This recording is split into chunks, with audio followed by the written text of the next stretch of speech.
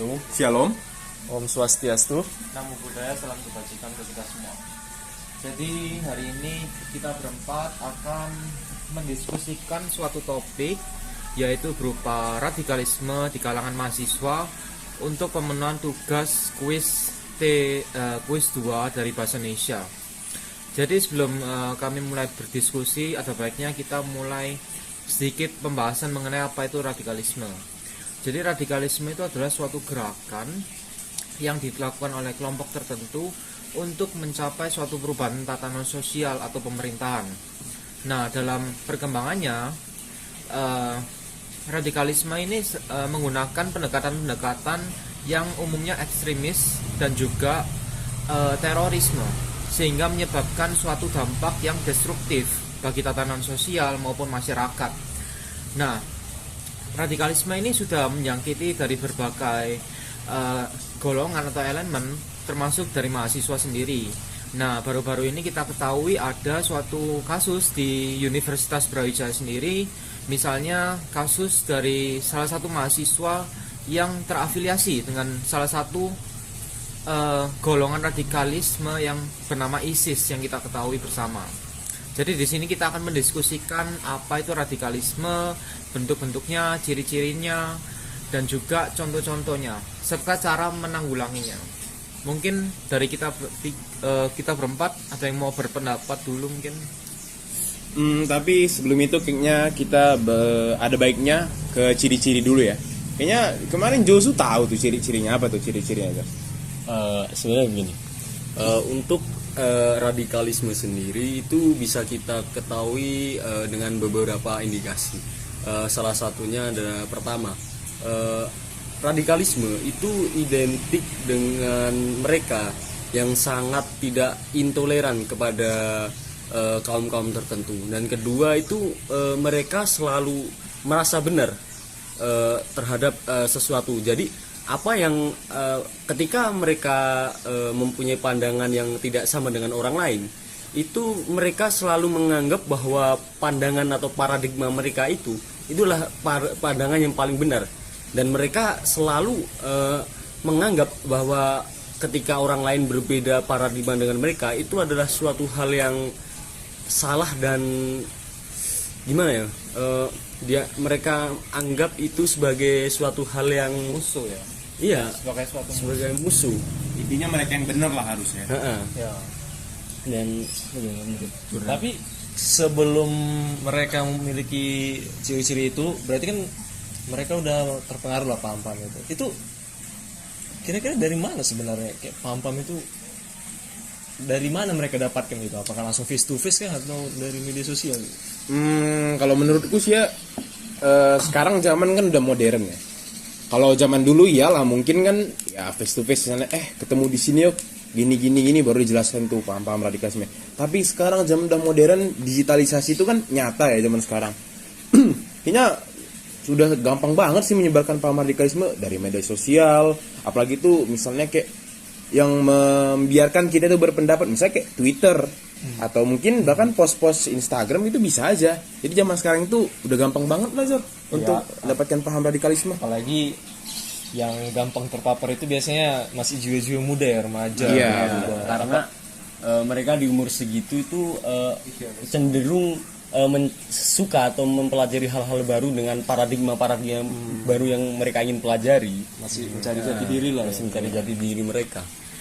Nah, menurutku sendiri sebenarnya penyebarannya itu juga sistematis, terstruktur ya. Nggak misalnya kayak satu orang melulu atau gimana. Pasti mereka punya kelompok-kelompok tertentu yang memang punya bagian-bagiannya sendiri. Misalnya melakukan pengkaderan, lalu melakukan suatu aksi dan lain-lain. Pasti itu mereka kayak punya ketuanya sendiri lah istilahnya. Nah, kalau misalnya kasus di UB sendiri ini kan mahasiswanya itu kan sebagai apa ya? Sebagai lone wolf, dimana itu mereka bergerak sendiri, tapi tetap ada salah satu koordinator yang mengkoordinasikan gerakan dan juga program-program yang mereka lakukan itu. Jadi adalah orang yang berbalik itu semua ya. Dan Top lah istilahnya. untuk radikalisme dari generasi ke generasi. Untuk yang generasi saat ini tuh menurut saya sih paling bahaya karena mereka bisa bergerak secara privat. Misalkan seperti kata Kiel tadi, kita bisa terpengaruh atau terpapar paham radikalisme bisa dari media sosial. Nah, misalkan kita sebagai mahasiswa, kita untuk mencuci otak orang zaman sekarang, kita tidak perlu untuk ikut forum untuk mencuci otak mereka, karena kita berdiam diri di dalam misalkan kamar kos, itu kita bisa kemana-mana melalui itu tadi media sosial. Kita bisa berafiliasi kemana-mana. Nah itu disebut dengan pemaparan secara privat. Dan saat ini pemaparan seperti itu sulit untuk dihentikan karena negara sulit hadir di dalamnya. Dan kayak misalkan untuk menghentikan cara-cara pemaparan seperti itu ya perlu suatu deradikalisme, cara-cara yang baru juga. Kayak yang dibilang Ferio tadi kan, tentunya penyebaran paham ini kan nggak asal-asal gitu kan. Mereka itu secara sistematis dan terstruktur. Karena kan yang penyebar paham-paham radikalisme ini tentunya nggak organisasi kecil gitu kan. Mereka juga pasti mempunyai sistem yang sangat terstruktur, hierarki anggota yang jelas. Jadi untuk untuk menggunakan solusi kita yang lama, misalnya menjaga agar tidak bertemu orang-orang aneh, menurut saya itu udah nggak bisa lagi sih sekarang, karena udah cara baru memerlukan suatu solusi yang baru. Iya benar. Terus juga sekarang kayaknya radikalisme itu udah sangat marak ya di himpunan mahasiswa ya. Salah satu pintu masuknya juga melalui itu juga.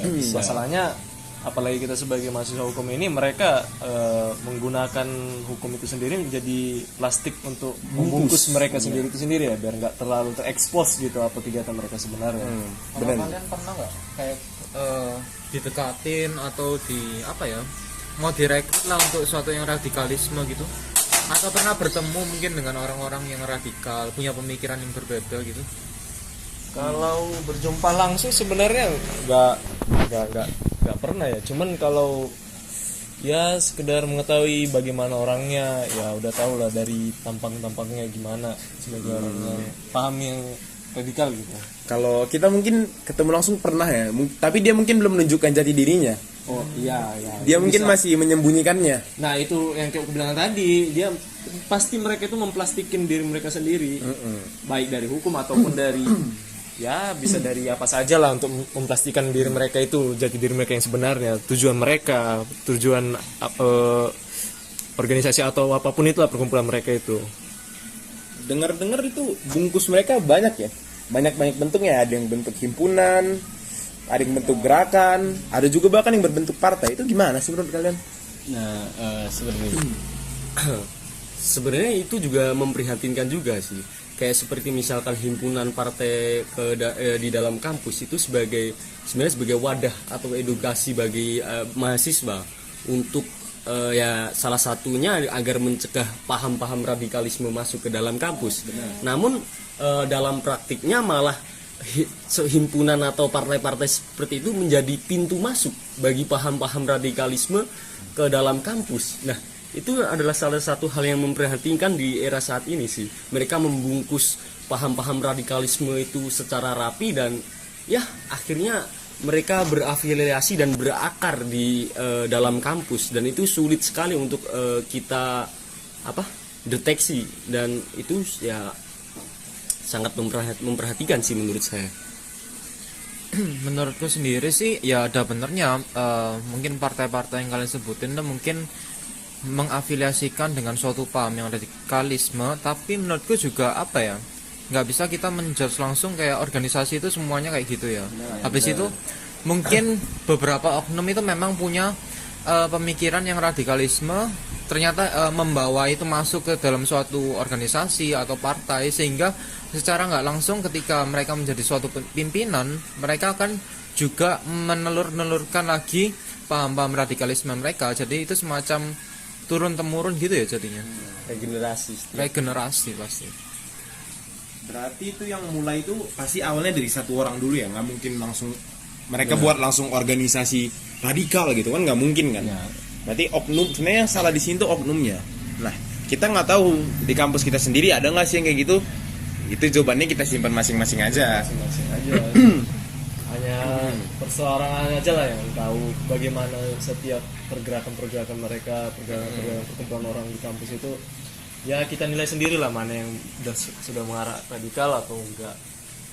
Dan itu sebenarnya ada korelasinya juga sama anak muda sih. Kenapa mereka gampang sekali terpapar paham-paham radikalisme, karena anak muda tuh cenderung itu, mereka tuh suka mempelajari hal-hal baru dan cenderung menyerempet ke suka hal-hal yang gimana sih, ekstrim gitu kan. Iya, kayak aku bilang tadi, jati dirinya itu masih kita masih mencari jati diri kita sendiri.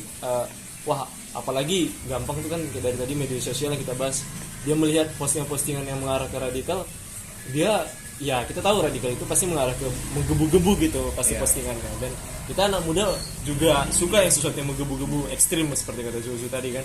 Jadi kita kayak langsung wah, semakin penasaran. Nah, apalagi dalam sosial media juga ada algoritma di mana ketika kita suka postingan itu bakal postingan itu terus yang muncul terus. Jadi sudah kita istilahnya masuk ke dalamnya, kita semakin masuk lagi dibuat. Jadi semakin gampang prosesnya itu. Makanya menurut saya sendiri di era modern globalisasi seperti ini, mau tidak mau untuk menanggulangi paham-paham radikalisme ini harus dengan cara deradikalisasinya harus diperbarui juga. Karena seiring berjalannya waktu semuanya akan berubah. Ketika kita menggunakan cara-cara lama itu tidak akan efektif lagi. Berarti cara lama itu kayak pendidikan inilah ya, kewarganegaraan atau apa gitu ya. Seharusnya lebih Pancasila berarti harus lebih diefektifkan lagi lah. Sebenarnya bisa Jor menggunakan nilai-nilai Pancasila, tapi kita harus membungkus lagi atau mengimplementasi cara baru lagi seperti di sosial media seperti itu. Tapi menurutku juga kita nggak bisa berpangku pada suatu eksternal misalnya dari pendidikan itu sendiri, tapi kan kita sebagai pribadi juga harus punya pemahaman, punya prinsip sendiri. Kenapa kok orang bisa punya pemahaman yang radikal? Menurutku sendiri sih karena mereka belum punya prinsip atau mungkin ideologi yang bisa mereka pegang sebagai suatu pertahanan diri mereka, sehingga ketika ada sesuatu dari eksternal yang masuk ke dalam diri mereka nggak punya prinsip itu, secara nggak langsung mereka tergoyah dan juga tidak memiliki pemahaman dan tergoyah, sehingga menyebabkan mereka itu masuk ke dalam kubangan dari radikalisme itu. Ditambah lagi pertama mereka itu nggak mempunyai ideologi yang kuat. Nah, terus sistem perekrutan radikalisme ini yang saya lihat di YouTube itu sangat ahli cara-caranya. Mereka bisa membujuk dengan suatu cara tertentu yang membuat seolah-olah pikiran kita itu kosong. Pikiran kita itu kosong, kemudian mereka kenalkan ideologi mereka. Nah, ideologi mereka itu bertentangan tuh dengan ideologi yang seharusnya. Misalnya di negara kita itu Pancasila. Nah, mereka itu mengosongkan pemahaman Pancasila dari seseorang. Nah, mereka memperkenalkan ideologi baru, misalnya komunis. Nah, itulah makanya cara-cara lama itu menurutku udah nggak efektif lagi. Ya, kalau kita pakai cara-cara lama, yang terkena dampaknya ya generasi-generasi lama juga nggak akan berpengaruh ke generasi kita sekarang kan. Mungkin itu mereka menggunakan teknik logical fallacy ya. Jadi logical fallacy itu sesat pikir di mana sesuatu yang benar dibuat menjadi salah, lalu dimasuki dengan sesuatu yang salah dan dibungkus menjadi benar gitu kan. Iya, benar. Logical fallacy, sesat pikir. Dan menurut saya pun salah satu cara efektif untuk mencegah radikalisme sendiri sih mulai dari individu itu sendiri ya. Salah satunya dengan saya percaya bahwa tidak ada agama satupun yang mengajarkan untuk kita saling membenci satu sama lain kan. Seperti saya dari misalkan saya dari Islam, terus Ferio dari Buddha, Jordan dan Kiel dari Kristen. Dan tentu di agama kalian kan tidak akan ada kan untuk ajaran untuk membenci satu sama lain kan? Nggak ada. Memang dari diri orang itu sendiri, pribadinya. Makanya dinamakan oknum radikalisme kan.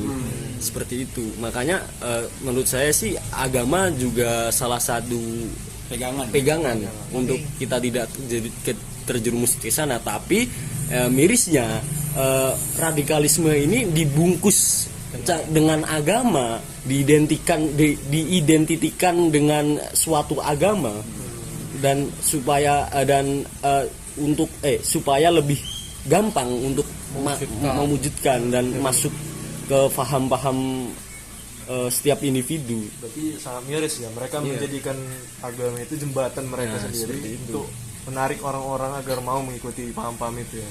Tapi intinya mungkin beragama juga harus berlogika ya. Benar. Logika ya. Nggak sepenuhnya menggunakan ya hati nurani doang, harus disimbangkan dengan logika-logika. Karena menurut saya ya, buat apa kita beragama kalau misalkan agama itu mengajarkan kita untuk saling membunuh, saling membenci satu sama lain, dan akhirnya menciptakan keonaran di mana-mana.